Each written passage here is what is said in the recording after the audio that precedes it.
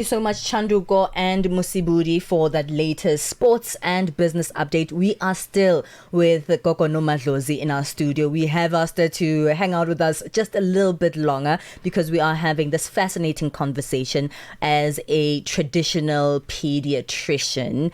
We've been having so many conversations off air, but we were speaking particularly about, I guess, the collaboration of sorts for someone who is young and modern, who really does understand the dynamics of medical practices alongside traditional practices. Extend that to our listeners today in how you see the good in collaborating that, especially in that sensitive part of life that you deal with, which is, conception, pregnancy, and children. Yes.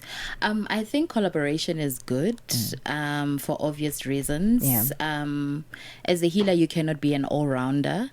You even in the medical fraternity, we have people that specialize in certain illnesses within their fraternity, vice versa, even in the traditional approach. So I think collaboration could be good. However, it's a bit tricky to collaborate because remember, medical doctors are regulated by a professional body, HPCSA. We are not regulated. We are still in a process of getting regulated, but it's a fraternity that cannot be controlled. Yeah. So in terms of collaboration, let me just say most of traditional healers, they sometimes do refer their patients to seek medical attention, but for medical doctors to refer their patients to seek traditional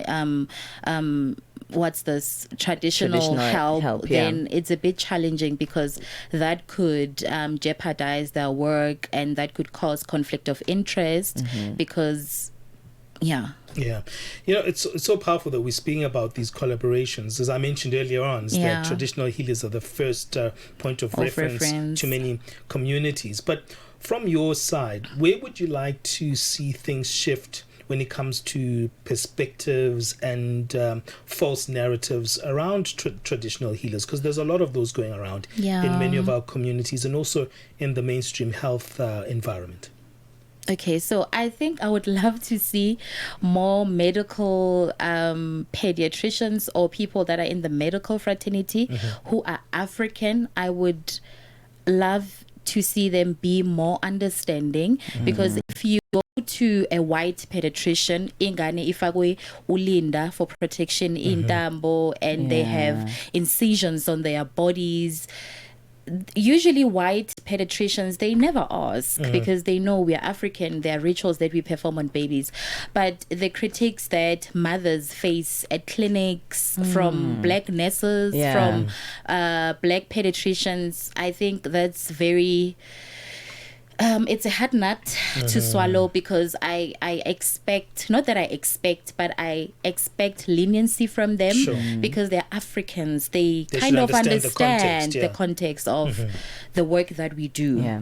And whether they agree or not, they still do know the context exists and it's part of our communities. Yes, because a lot of mothers complain that they're mistreated at these medical facilities by black nurses. I know that's a very sensitive topic, but and also you've put up this practice on your social media. You're very transparent about it.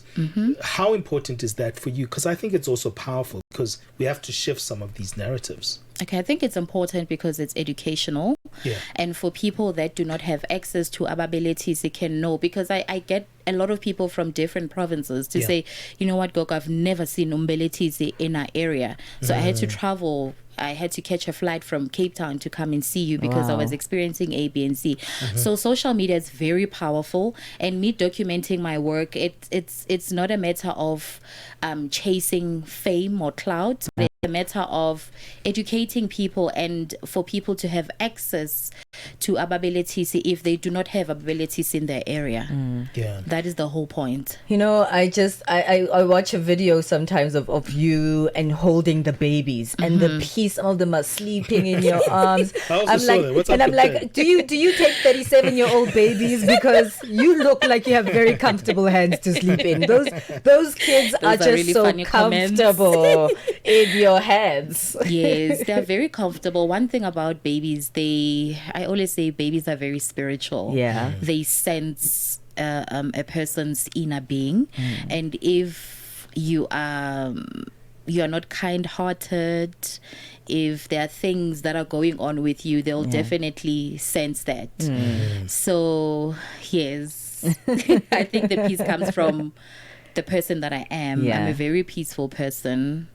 Yes. Well, where can we find you, and where can people get to know more of you and some of the work that you do online? Okay, so they can follow all my social media pages. On Instagram, I'm Dr._Nomadlozi. Facebook, Gogo Nomadlozi. I have 2 Facebook pages, Gogo Nomadlozi Umbelethisi, and there is Gogo Nomadlozi. And then on TikTok, I'm Dr. Nomadlozi. And then if I'm not answering on the DMs, because I get a lot of messages, then they can, so they can get my numbers for bookings. I work strictly on appointments, no walk-ins, on 065 201 2461. Thank you so much. Thank you so much for coming and taking your time out. We have an appointment today with you, and you squeezed us in, and we really appreciate it. What a pleasure to speak to you. Thank you. It was an honor. Thank you. Fantastic. That's Gogo Nomadlozi, a traditional healer who works in the pediatric environment. Thank you so much for joining us. Very much of a great learning, and thank you for schooling us as well here on Channel Africa. Well, it's 11:50 Central African time. Let's take a bit of a break, and then we'll be back to wrap things up. We are on Open Views Audio.